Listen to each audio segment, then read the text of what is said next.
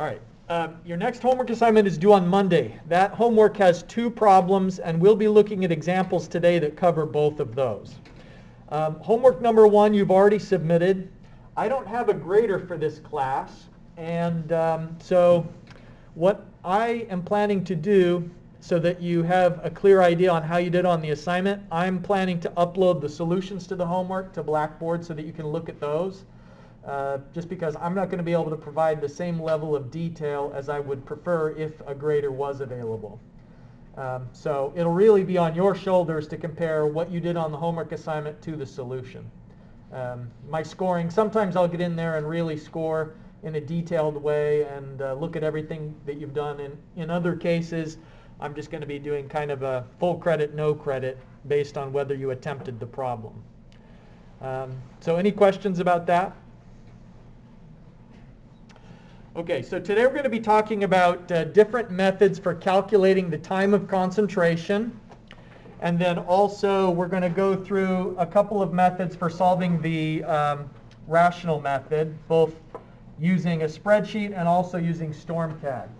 I've handed out earlier, just a few minutes ago, the terminology and list of concepts that you need to familiarize yourself with. If you came in late, then you can pick up a copy of that on your way out. And also, it's posted on Blackboard. Yeah? You said Monday, January 27th. The 27th is Thursday. Ah, okay. I think you meant the 24th. You're right. I did. Thanks for noticing that. It's the 24th. Thanks. All right. Other issues? All right. So there are several different ways for calculating how quickly water moves over the surface. And overland flow occurs when the soil is no longer able to infiltrate, when the rate of precipitation is greater than the soil infiltration rate. And what happens usually in a storm is that for the first few minutes that it rains, the soil just absorbs everything that is coming from the sky. And it may be the soil or the combination of soil and vegetation, or in some cases it's just the surface itself. Like a concrete surface, it takes a little bit of rain before that surface is wet and the water starts to flow over the surface. So Hortonian overland flow is when the rainfill rate is greater than the infiltration capacity or the abstraction capacity of the surface that's receiving the rainfall.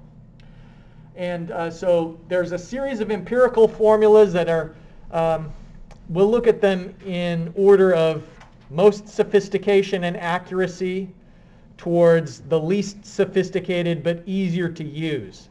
And they've all been calibrated for different types of watersheds under different conditions in some cases. Some of these methods are good for rather steep watersheds. Some of them, there are some specific overland flow equations that are calibrated specifically for airports, for example, for the very flat runway surface that you'd see at an airport. So it's really important to be able to calculate how quickly water flows over the surface and how long it would take for an entire area to be contributing to flow.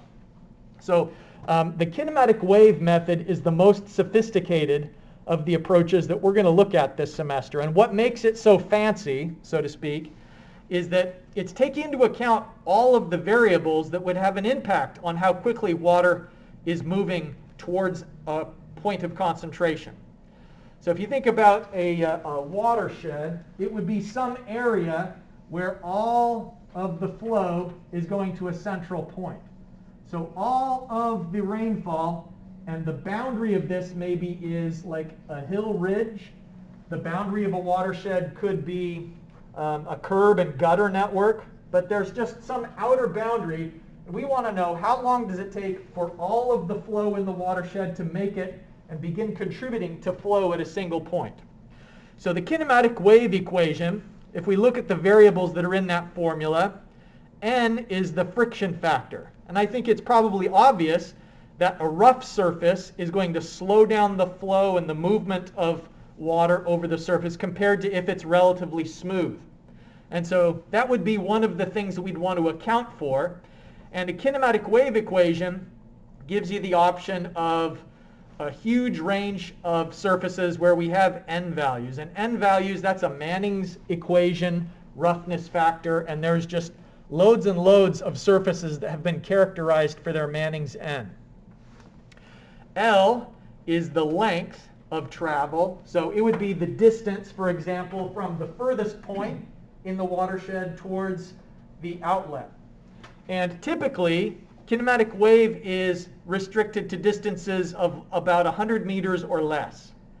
And the reason why we generally don't use this for longer than that is that when you have a longer distance, the flow is no longer moving over the surface as a sheet, but it becomes to be more concentrated. Like it will begin to pool, and it's more of a channelized flow rather than sheet or surface flow.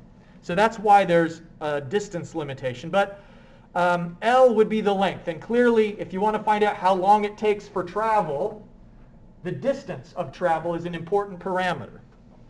Okay? So I is rainfall intensity. Now think about why it might be in the diameter, in the denominator, if we're trying to describe the time of concentration, so the travel time. So a big rainfall intensity is going to lead to a lower travel time, because when it's raining really hard, that surface is going to become wet more quickly. And so the raindrop that falls at the outer edge here is going to have a quicker path, a quicker transit to the outlet if there's already a lot of water in the direction of flow. Like if it's up off of the bottom of that surface, at the surface itself is where the most resistance is being imparted by the material to the fluid that's flowing over it. So the basic trend here is a high rainfall intensity is going to reduce the time of concentration. And finally, slope. Think about how a steep slope with a high S, so that slope would be as a decimal. A high slope is going to reduce the travel time simply because there's more energy to add velocity to the surface flow. Okay, so this is a little bit tricky to use. It's a trial and error approach because we don't know what the rainfall intensity we need to use in this formula is until we've calculated the time of concentration. Because there's different rainfall intensities for different times. Just to jump ahead briefly, one of the things I'm going to show you today is a table of intensity, duration, frequency data. So this is rainfall data for Huntington. This is showing that a 5-year storm that has a duration of 5 minutes has an intensity during that period of 6.01 inches per hour. A 15-minute duration storm has an average intensity of 3.83 inches per hour. So the longer the storm, the lower the average intensity. And we kind of know that you know, what does it take for a really intense rainstorm? It would be like a tall depth of cloud cover. And so it's going to be pretty uncommon to have thousands and thousands of feet of clouds that it's all raining simultaneously.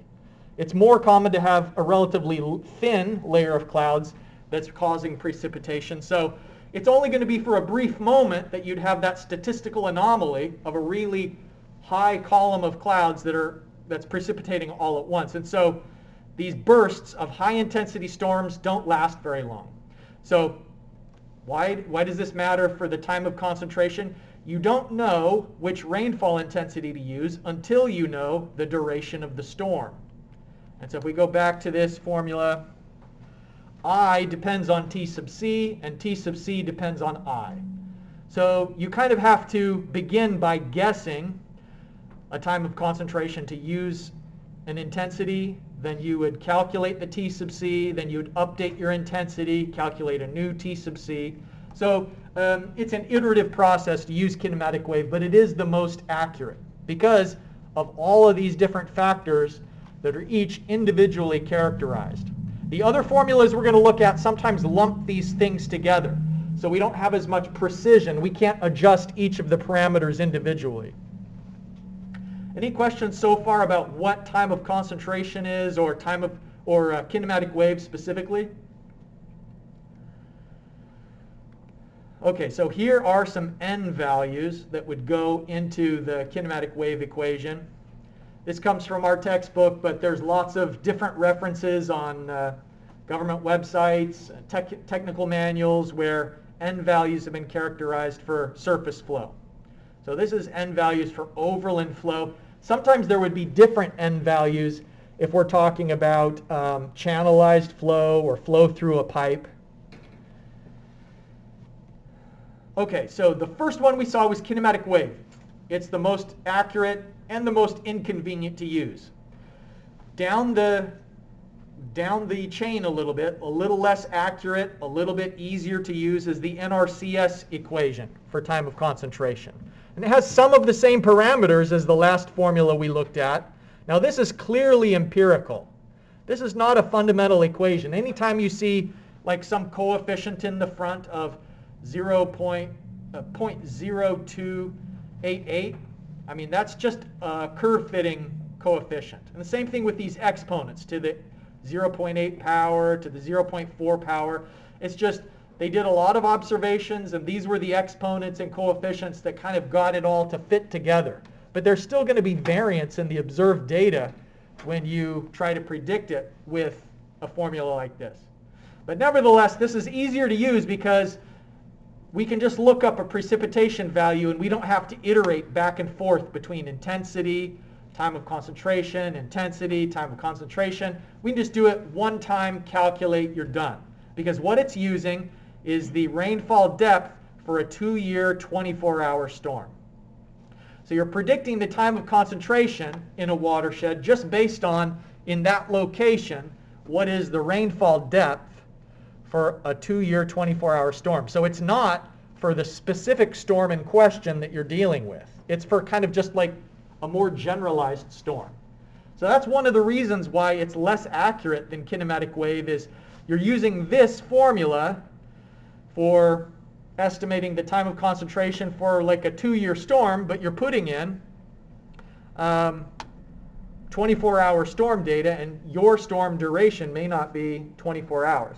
So it takes some things into account, but not everything is precise as we might otherwise like.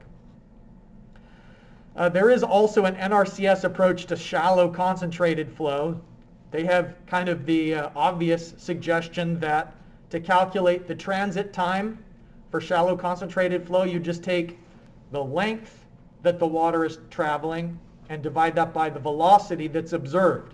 So if you throw like a piece of paper in a curb and you see what's the velocity of the piece of paper as it's flowing in the curb towards the grate, you just use that velocity and the distance, and that's how you can calculate the transit time for shallow concentrated flow. But for sheet flow, they have more to say.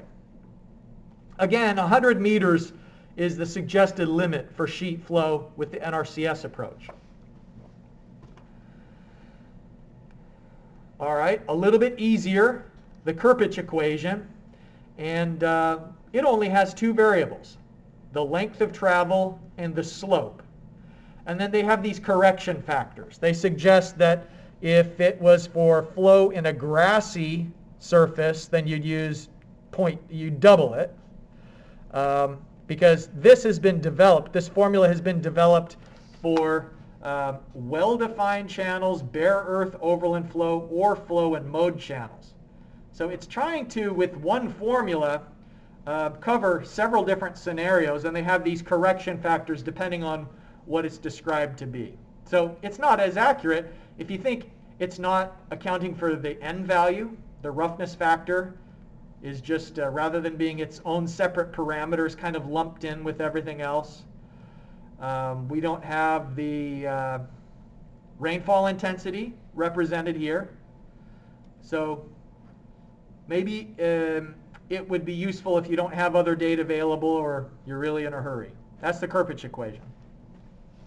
Izzard also is an empirical equation that we could use for pavement and turf experiments where overland flow is dominant. So it's mainly for grassy areas, but it's been corrected and adjusted for a variety of other surfaces. And so you can see here that there's a retardance coefficient that's been developed where you can take into account other surfaces besides turf and pavement.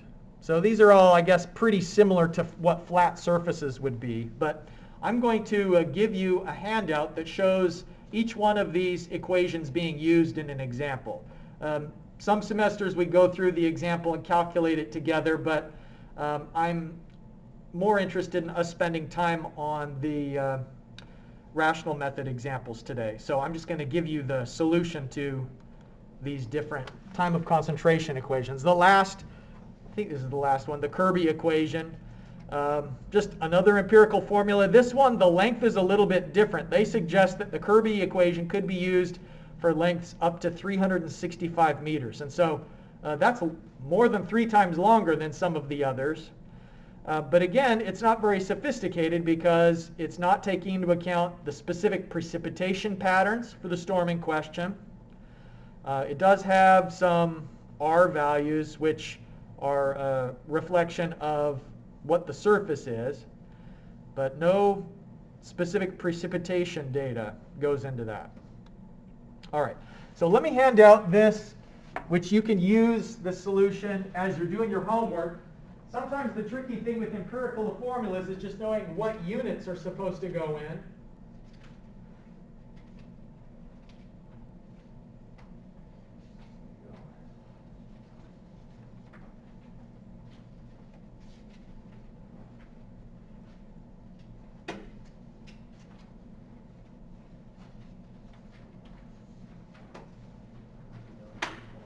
Okay, so you have a homework assignment where I ask you just to use these different methods, and I hope the example solution I've given you will allow you to go through. Let me just briefly pull that up.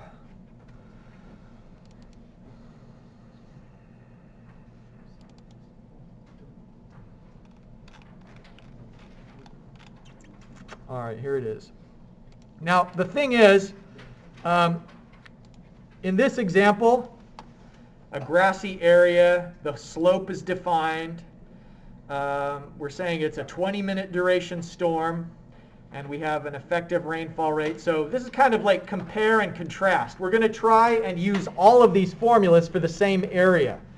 The thing is that to do kinematic wave, for example, we wouldn't start off with a defined rainfall rate. We would have to have an IDF curve to take kinematic wave to its full extent. So the example I've given you kind of, I don't know, in a way it shortchanges kinematic wave simply because I've suggested we could just put in the 45 millimeters per hour as the intensity that ought to be used, that effective rainfall rate. So in reality, we wouldn't know what rainfall rate to use until we'd calculated the time of concentration. It's an iterative process. We'll come back to this again today, the idea of iterating between a time and the intensity, because the same thing comes up in both Stormcat and the spreadsheet calculations we're going to do today. All right. Now, let's consider storm sewer sizing with a spreadsheet. And I put a template file in Blackboard. It's an Excel file, so if you haven't already noticed it there, go to Blackboard and download the file that says Rational Method and Storm Sewer Sizing Student Start File. So let me just show you where you can find that.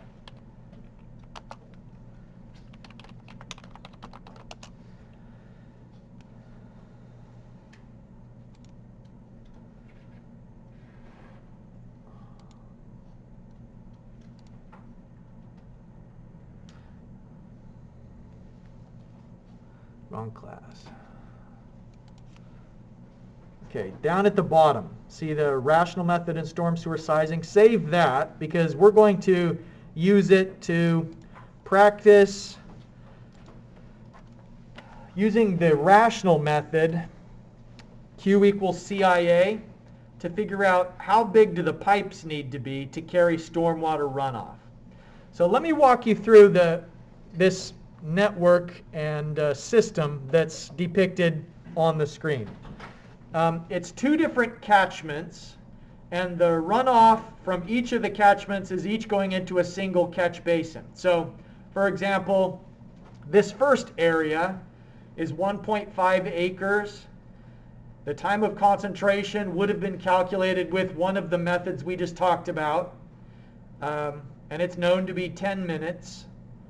And the C value reflects the surface. And so this C value of 0.75 suggests that it's probably a mix of paved or impervious surfaces like roofs and some grassy areas. But the composite average C value for this area, which is 1.5 acres, the composite C value is 0.75. And then all of the flow would go towards this catch basin, and once it enters the catch basin, the water goes through a pipe.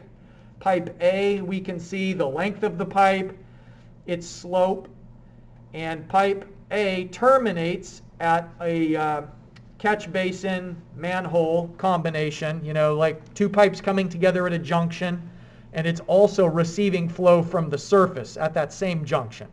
So here at this junction, there's water entering from up above through a grate. So all of the surface flow from this larger area, so this area that's 3.2 acres, the water's flowing over the surface into catch basin 2, and then beneath the surface at catch basin 2, there's the pipe coming in, pipe A coming in, and pipe B going out.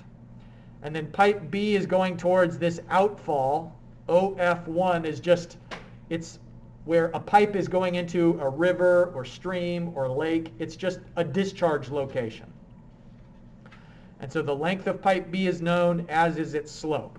So what we want to do is go through the process of determining how big should pipe A and pipe B be in order to make sure there's enough capacity. And we're going to size it so that it can carry the flow of a 10-year storm. So the two equations that are going to be utilized is, first, this is the rational method, which we talked about previously. And then down at the bottom, Manning's equation is a way of relating flow rate to the cross-sectional shape of a pipe along with its roughness characteristics, N, and the slope of the pipe, S. And so this Manning's equation just says if you have a pipe, for example, a circular pipe of a known diameter and a known roughness, and it's going on a certain slope, what is the capacity of that pipe? And if we rearrange Manning's equation and assume a circular profile, then we can calculate diameter. So, assuming A is a circular profile and wetted perimeter is based on a circular profile, this is just rearranging Manning's equation to solve for what diameter of pipe is required. So we're going to go through the process and demonstrate how to do the design. So does everybody have the spreadsheet template pulled up that looks like this one?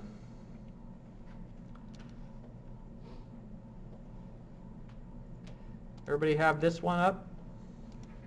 Okay. So you'll notice here is some precipitation data, and this one is intensity, duration, frequency. And each one of the columns in the spreadsheet has been defined, just in case you forget as we go through it what needs to go where. But let's start on the left side here and try and transpose the data that is in the image into the spreadsheet file.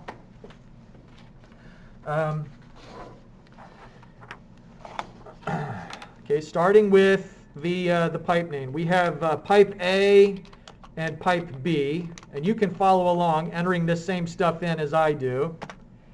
Let me zoom in a bit more so it's easier to see there in the back. Okay, we'll just put in the pipe characteristics, like the length of the pipe A is known to be 450 feet. The length of pipe B is 600 feet. So we'll put in 450 and 600.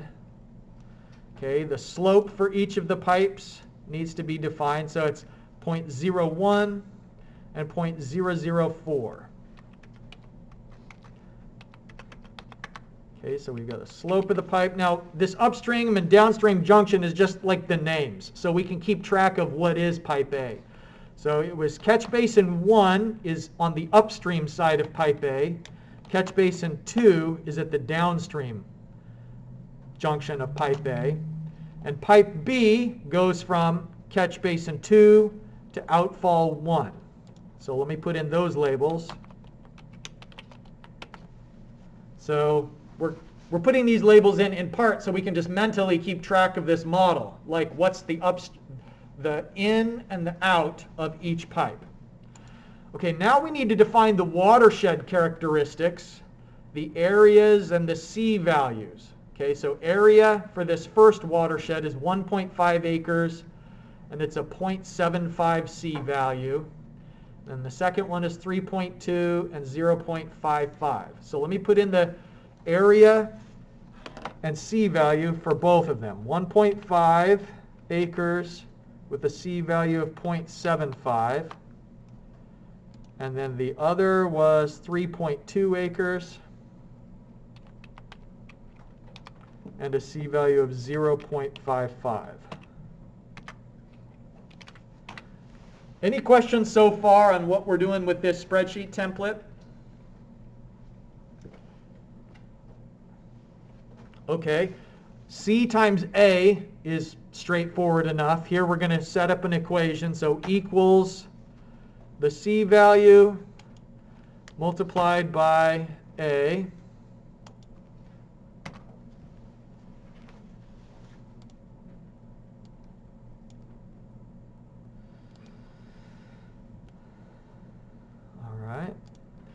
Now, the sum of CA, look at pipe A. Pipe A is only carrying water from this first watershed. But pipe B is carrying water from two different watersheds. Pipe B carries the water from the first watershed and also from the second watershed because pipe A dumps into pipe B. So that's what the sum of the CA is referring to. So pipe A, it's just this one. But pipe B is carrying this watershed and that watershed together. It's got two different zones that it is draining. All right. Now, the overland flow time, I think, is defined in the problem statement. I thought I did. Let's see. Oh, yeah, time of concentration, 10 minutes and 30 minutes. So that time of concentration that's on the slide here is just talking about how long it takes for the water to flow over the surface towards the catch basin. So maybe I ought to label that a little bit more precisely, that I mean what I mean by that, overland flow time. Because I'm going to be using T sub C in kind of a separate way here in a minute. Okay, so I'm calling this the overland flow time.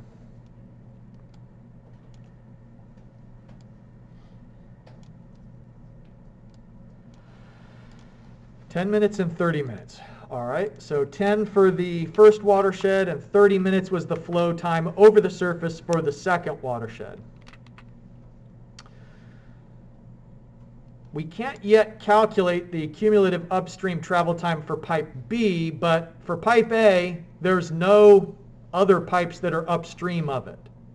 So pipe A is the first pipe in the network, so its cumulative upstream travel time is 0. But this one, we're going to have to complete the calculations for pipe A before we go any further with pipe B. All right, so the time of concentration, as you can see from the definition here, time of concentration is the longer of the overland flow time and the cumulative upstream travel time. So the longer of these two is 10 minutes. So I'm just going to say 10 minutes is the T sub C. All right, now what intensity goes with that time of concentration? This is where I have to refer to the data. Okay, so we're going for a 10-minute time of concentration and a 10-year storm. So here's the recurrence interval of 10 years. And down here for 10 minutes, we see that it's 5.23 inches per hour. Now those numbers below that in the brackets, that's the 90% confidence interval, and that's just kind of a statistical representation of the bounds because this data was probabilistically derived. So we'll just use the 5.23 inches per hour. Oops, 5.23. There we go. Okay, so Q is CIA. And so here we have C times A, and here is I. So the formula is going to be the sum of CA multiplied by I. So the flow rate is 5.88 CFS. That's how much water is going to be flowing through pipe A. So is everybody with me so far? Okay, good. Now, I left the formula for the diameter required in the spreadsheet template, so it should automatically be calculating for you the diameter required. It's just this, Manning's equation. So a M sub D is a coefficient that has to do with whether it's SI units or BG units, British gravitational. So here, the traditional units, it's referring to the 2.16 as that correction factor, and then it's referring to the roughness, the end value, the slope of the pipe, and so on. So this tells us that if you have a pipe that is on a slope of 0.01, and it has to carry 5.88 CFS, its diameter should be 1.24 feet. Now, the commercially available pipe sizes that we have available may not match that exactly. So let's convert that from feet to inches. So that many feet times 12 gives us the inches. So that tells us we need a pipe that's 14.89 inches in diameter. You can see from the list of pipe sizes that the next closest pipe we have is either a 12-inch diameter or a 15. And we ought to go with the 15-inch diameter because if we use 12, it wouldn't be big enough. So diameter, 15 inches. And now the flow velocity, we're going to calculate that with the V is Q divided by area. So it would be the flow rate Q divided by the area of the pipe. So if we went with the 15-inch diameter pipe, we need to convert that from 15 inches in diameter to the area in feet. So it would be pi times d. I guess I better divide that by 12. So that's the diameter in feet. Pi d squared divided by 4. Okay, so that's going to give me pi parentheses, close parentheses. I think that ought to work. Yeah. So we had the flow rate Q divided by the area once we use this 15-inch diameter pipe. So this is assuming, it says in the notes that this is a simplification because that would actually be the velocity if the pipe was full. And the pipe isn't flowing full. It would only flow full if we had bought the pipe that was exactly 14.89 inches. And so it's not quite full, although it's going to be pretty close. Like there's going to be water almost to the top. So it's not a horrible estimate for velocity.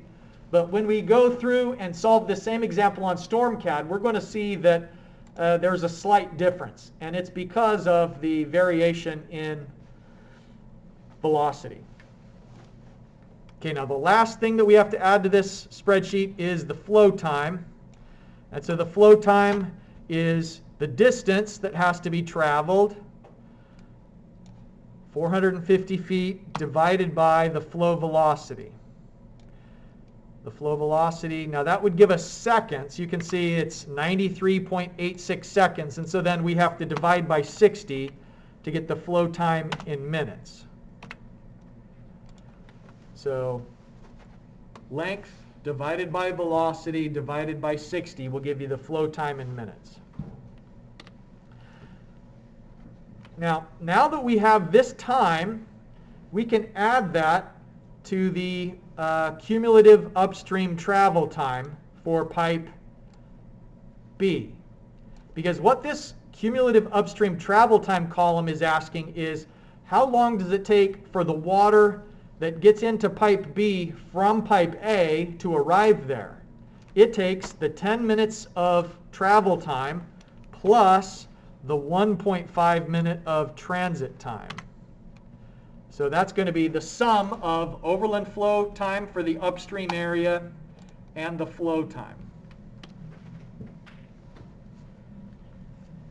Are there any questions I can answer so far on the spreadsheet? So you used the 10 again. I'm sorry, I was fixing it. Yeah, so this is 10 plus this flow time. So it's the total. What this is conceptually is, how long does it take for the water to get to catch basin 2 that is coming from this watershed? So it's the travel time plus the transit time. So the overland flow duration and how long it takes to go from catch basin 1 to catch basin 2. That is what we're putting into this field. And so it's the 10-minute overland flow time and 1.5 minutes of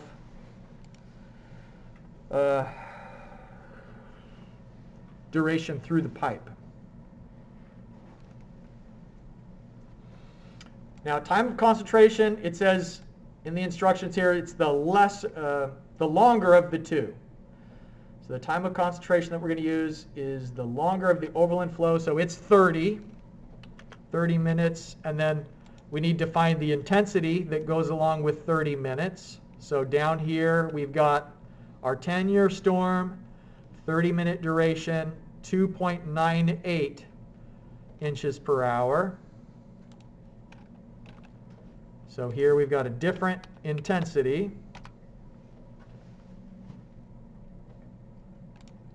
And then the flow rate will just be the sum of the CA.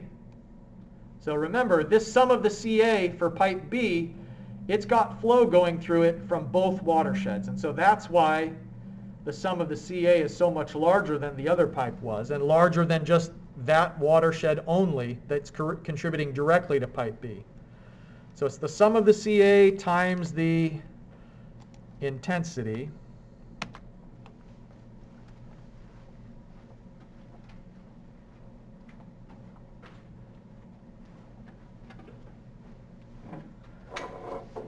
So that I don't forget, let me hand out the solution of this example to you. That way you'll have it as a reference if you're going back through this later.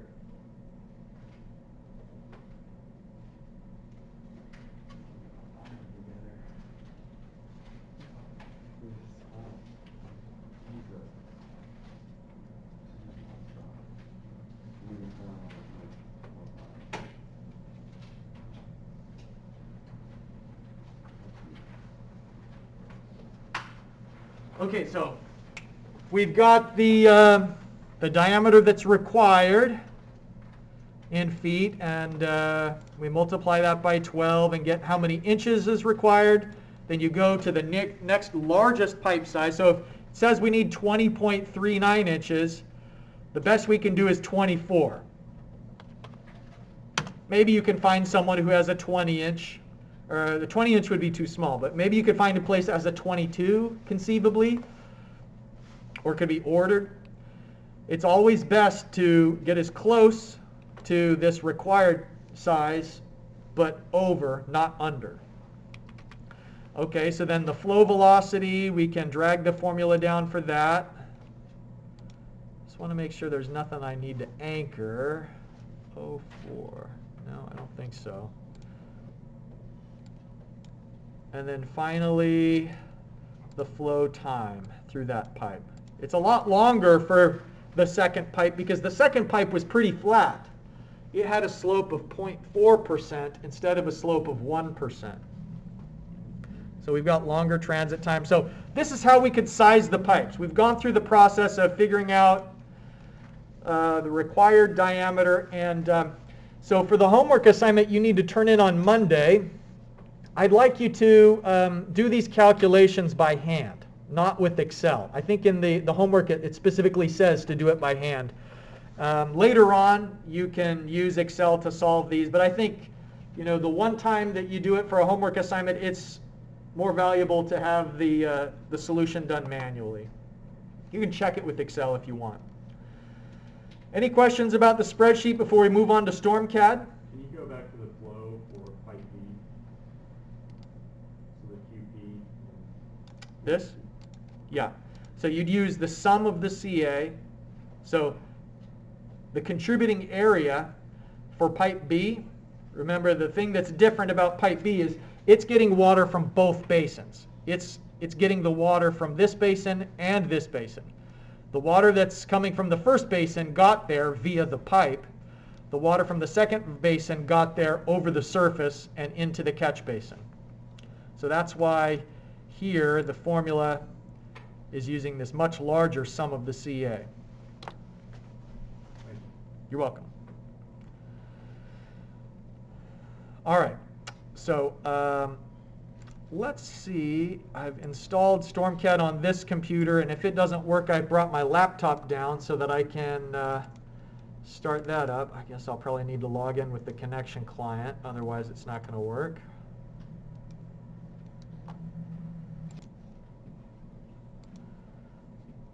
All right, now Stormcat is a little bit, you have to think in a profile view sometimes because we're going to be entering in ground elevations to Stormcat.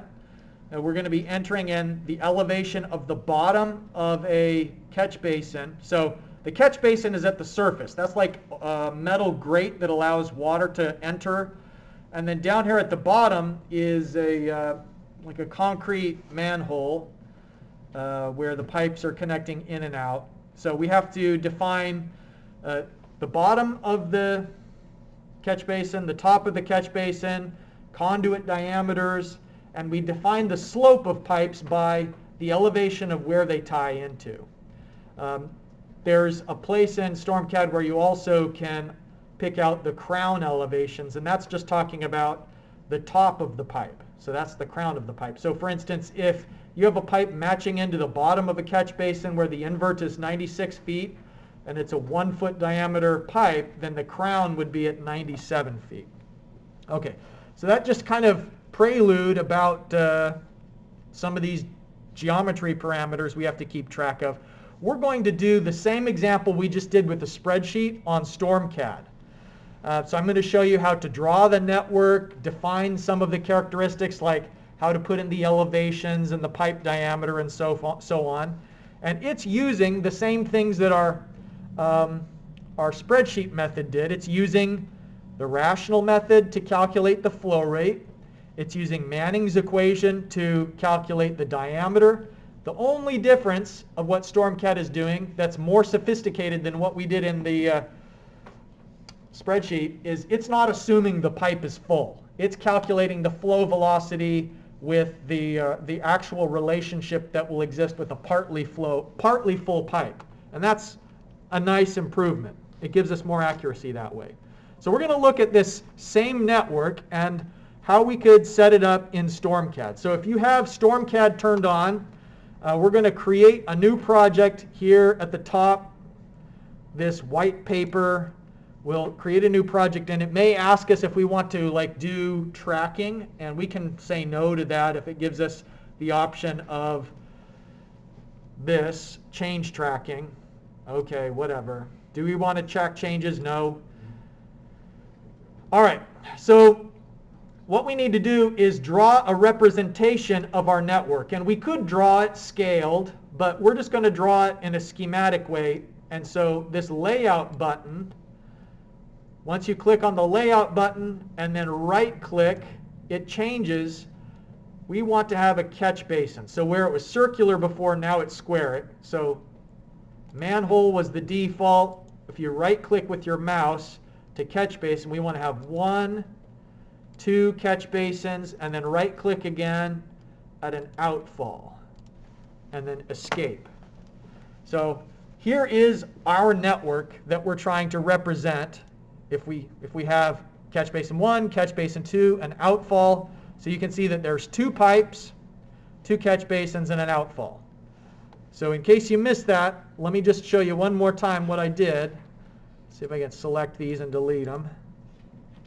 Okay, so here on the layout button, right click to change it from manhole to catch basin. So left click once, left click a second time, and then right click to change it into outfall. And there is our outfall. All right.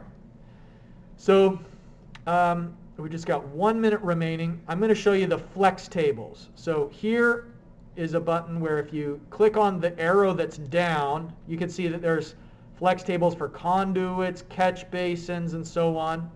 So the catch basin table is where we could start putting in elevations of the ground and the invert. So where we're going to pick up on Monday is we've got data that says what's the ground elevation and what's the invert elevation for each of the catch basins.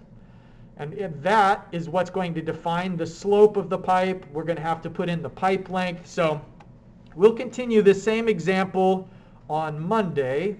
So that if you haven't had a chance to install the software yet, definitely do that over the weekend. Any questions before we finish for today? Okay, remember that homework 2 is due on Monday. That's the one that has 1 rational method problem and 1 problem where you are solving for the different time of concentration approaches. All right, have a good weekend. I will see you on Monday.